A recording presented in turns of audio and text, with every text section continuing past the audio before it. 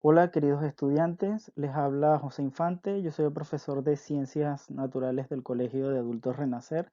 El día de hoy vamos a iniciar con el contenido de reacciones químicas.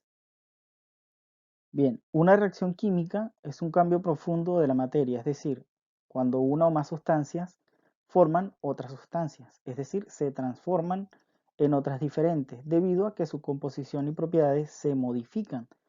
Existe una ley que se conoce como la ley de conservación de la masa, que nos dice que la materia no se crea ni se destruye, sino que se transforma. Es decir, la masa de un compuesto puede transformarse en otro compuesto distinto o dos compuestos pueden reaccionar y formar un producto diferente.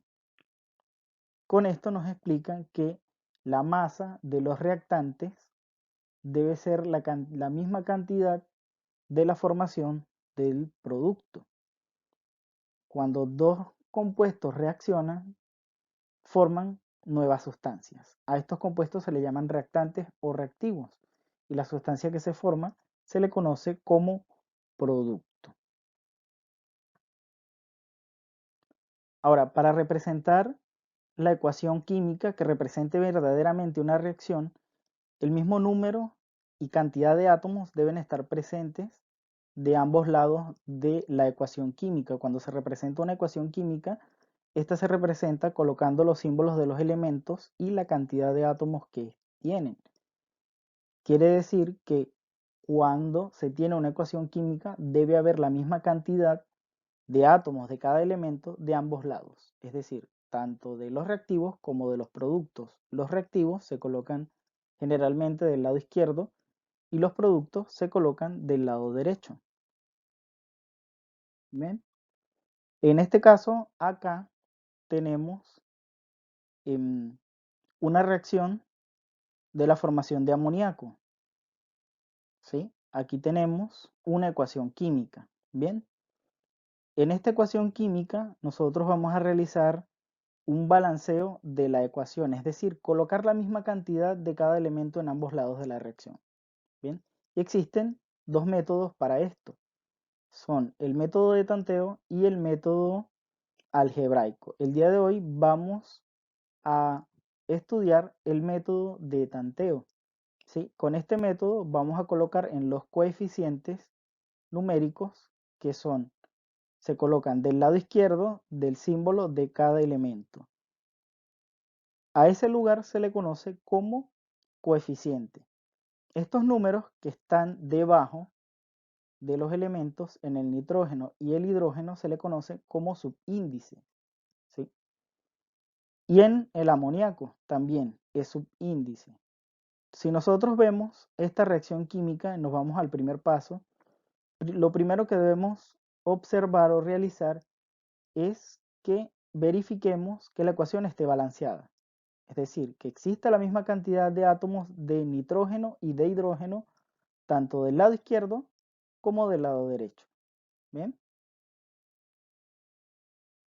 Si observamos esta ecuación química, podemos notar que en el lado de los reactantes, es decir, del lado izquierdo, tenemos dos átomos de nitrógeno y dos átomos de hidrógeno. Pero en el producto solo tenemos uno. Cuando no existe un número que represente a un elemento, quiere decir que al menos hay un átomo del mismo. Podemos observar que también tenemos tres átomos de hidrógeno. ¿Qué quiere decir esto? Que nuestra ecuación no se encuentra balanceada.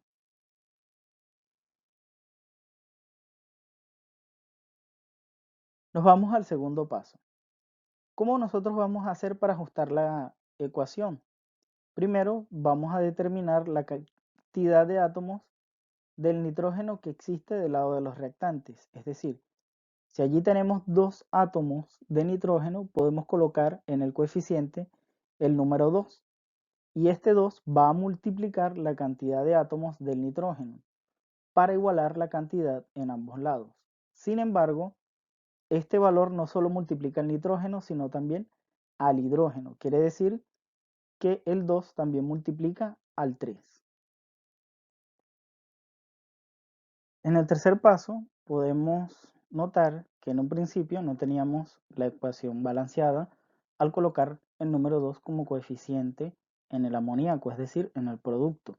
Por lo tanto, vamos a terminar de balancear la ecuación determinando el número que se va a colocar en el hidrógeno del lado de los reactantes a través de la multiplicación del hidrógeno del lado del producto. Este número 2 que colocamos acá en el coeficiente del lado de los productos no solo multiplica el nitrógeno, sino que también multiplica el hidrógeno debido a que es un compuesto y no un elemento por separado. Es decir, los elementos están unidos, no se encuentran separados entre sí. Por lo tanto, nosotros vamos a determinar a través de ese resultado de la multiplicación de este número con el del hidrógeno, que es 2 por 3, para dar un resultado 6, y ese resultado va a ser el resultado que nos va a determinar el valor del siguiente hidrógeno, es decir, del lado de los reactantes. Si 2 por 3 es 6, nosotros debemos llevar este 2 del hidrógeno a ese mismo resultado. ¿Cómo lo hacemos? Multiplicándolo por 3, es decir, 3 por 2 vendría siendo 6. Y así tenemos balanceada nuestra ecuación. Ahora, para finalizar, vamos a balancear la ecuación de reacción del hierro con el oxígeno que forma óxido de hierro 3, o conocido también como óxido férrico. ¿Bien? Si observamos bien nuestra ecuación, podemos notar que la ecuación no se encuentra balanceada y que tenemos coeficientes diferentes en ambos lados. Es decir, tenemos los valores en los subíndices que se encuentran intercambiados. Esto quiere decir que vamos a multiplicar todos los coeficientes de los tres compuestos y elementos químicos que tenemos, tanto del lado de los reactantes y del producto. Bien, en el hierro tenemos un valor de 3, es decir, tenemos 3 átomos de hierro del lado de los reactantes. Para nosotros poder realizar el balance de esta ecuación debemos tener en cuenta que el resultado que nos tiene que dar luego de multiplicar el coeficiente por el subíndice debe ser un número par, para que así el balanceo de la ecuación nos dé el valor que necesitamos. Es decir, este número 3 del hierro no lo podemos multiplicar por 3, por 5, por 7 o por 9, porque nos daría un número impar. Igual de este otro lado. Si nosotros multiplicamos de este lado de la reacción por 2, 2 por 3 sería 6. Deberíamos llevar el 2 del hierro del producto al mismo valor. Sin embargo, para hacerlo, deberíamos multiplicarlo por 3. Pero al multiplicar en ese lugar, en este coeficiente, por el 3, este número nos multiplicaría también el 3 del oxígeno y nos daría un número impar. Por lo tanto, no podemos tomar esos valores. Lo mismo pasa de este lado si lo multiplicamos por 3, que sería 3 por 3, 9. Nos seguiría dando un número impar. Entonces, continuamos con el valor siguiente. Es decir, podemos colocar de coeficiente en el hierro del lado de los reactantes un 4. Y al multiplicar 4 por 3 nos daría un valor de 12. Este resultado lo debemos igualar del lado del producto, del lado derecho.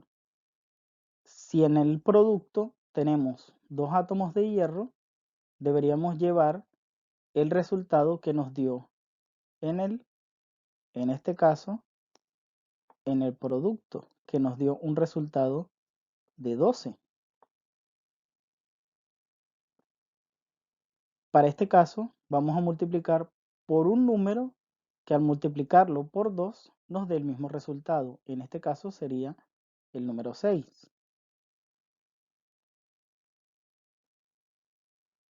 6 por 2 es 12.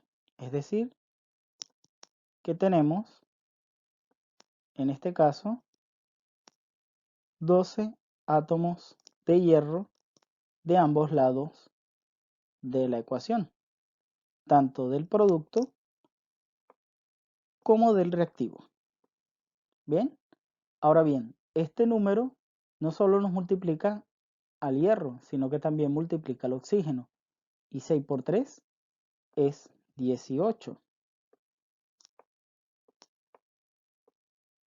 Es decir, si tenemos 12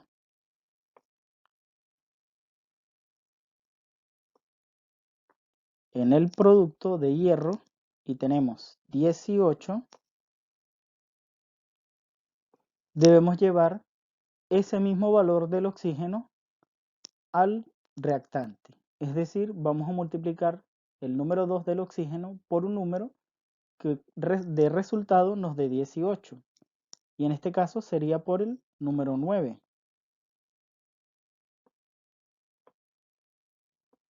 Y 9 por 2 sería 18.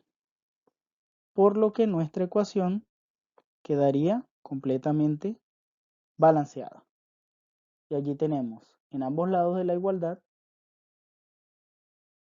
tenemos en ambos lados la misma cantidad de hierro y de oxígeno. En los reactantes tenemos 12 átomos de hierro y 18 átomos de oxígeno. En el producto tenemos 12 átomos de hierro y 18 de oxígeno.